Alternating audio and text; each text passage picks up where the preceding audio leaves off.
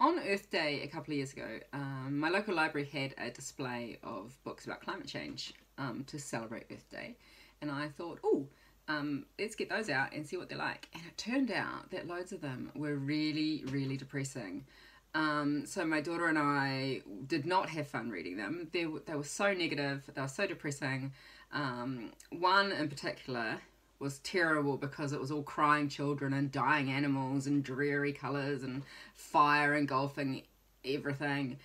And another one, my daughter couldn't get past the first page because she's just like, there's just more pictures of sad children. This is not how we should be reading climate change books with and to our kids. So I decided to get a whole bunch out and find the best ones. So here are 4, I think, of the best children's books on climate change that we discovered. And I was going to go to the library and get them all out. And then I thought, no, I won't do that because then this would never happen. So I have one of them here and the others I will put a picture up here.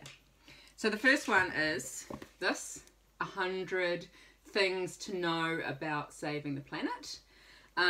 So this one was read cover to cover without putting it down, and then requested that we buy a copy because it was so good. So it's got 100 projects and activities that are helping the environment and climate change, including some of them are really funny, some of them are good, some of them I'm not sure about, like painting mountains white, which seems super bad ecologically. And things about sunshades for the earth, which obviously is tech that does not exist and will probably never exist. But there's squashed apple skins that can be made into shoes. There's talking about eating crickets. There's lots of things about what happens if we reintroduced big herbivores and top of the keystone species. It's got information about how using your phone has like a carbon footprint. The pictures are all really bright and interesting. There's funny little blue characters on each page, and there is not a single sad person or sad animal in the entire book. And then the solutions cover conservation, tech, personal choices, activism, governments, cooperation between people, and biodiversity. So this is really good. Highly recommend. The next one is It's a Wonderful World by Jess French, and this one had, I have to just read this now because I don't have the book in front of me.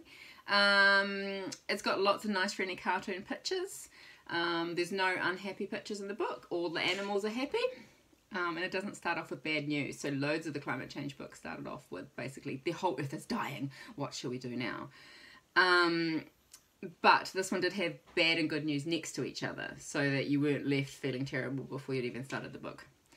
And it made my daughter feel like everything was going to be okay, which is very important to have that hope. It didn't have heaps of things the child can do to save the planet, which is good because it's too much to have this list of responsibilities that are placed upon the child when they haven't done anything to cause climate change. But any suggestions that they had were things that were actually achievable, or with help from a grown-up are achievable. So that's a really good one. Another one is called Stuff by Maddie Mowat, and illustrated by Paul Boston. This is a really good book. It's got lots of detail, but in ways that are easy to understand. It's got stories from all around the world, and at the back it's got an activity for each one. There's lots of facts, it's got a good glossary, and it's got a things to spot section, so once you finish you can go back and find all those things. And it's got some information on the 3 R's and fossil fuels, and my daughter gave it 5 stars. I really like it because it covers how things are made and used and reused around the world. It's got things like how to make paper out of elephant poo, how to make packaging out of seaweed, and then, information like it takes a t-shirt 200 years to break down. So, also a really good book. And then the last one on our list of best books about climate change is called Climate Change and How We'll Fix It by Alice Harmon and illustrated by Andreas Lozano. So, I thought it was a really great book because it tackles the problem of why we aren't fixing climate change. when we know that it's a huge problem and we also know how to fix it. It covers 11 behaviours that are preventing action on climate change, including like why companies make decisions that harm the environment, whether it's fair for rich countries to blame poor countries for high carbon emissions when the rich countries are getting the poor countries to make all the products that we want to buy, why politicians subsidise polluting industries, and how climate activists sometimes isolate people by being goody two-shoes, and how we can't rely on technology to magically fix climate change. And when I read those review that I wrote like a year or so ago, I feel like I should get this out again now because it's really useful information. So a great thing about this book is it encourages listening and empathy. It clearly explains why people react the way they do, and it presents solutions that prioritise climate justice and cooperation.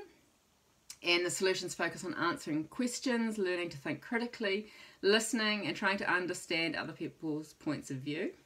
And it doesn't lay all the responsibility at the feet of kids, nor does it make the reader feel guilty. Also, it's got colourful pictures and it's positive. It's got a diverse range of people.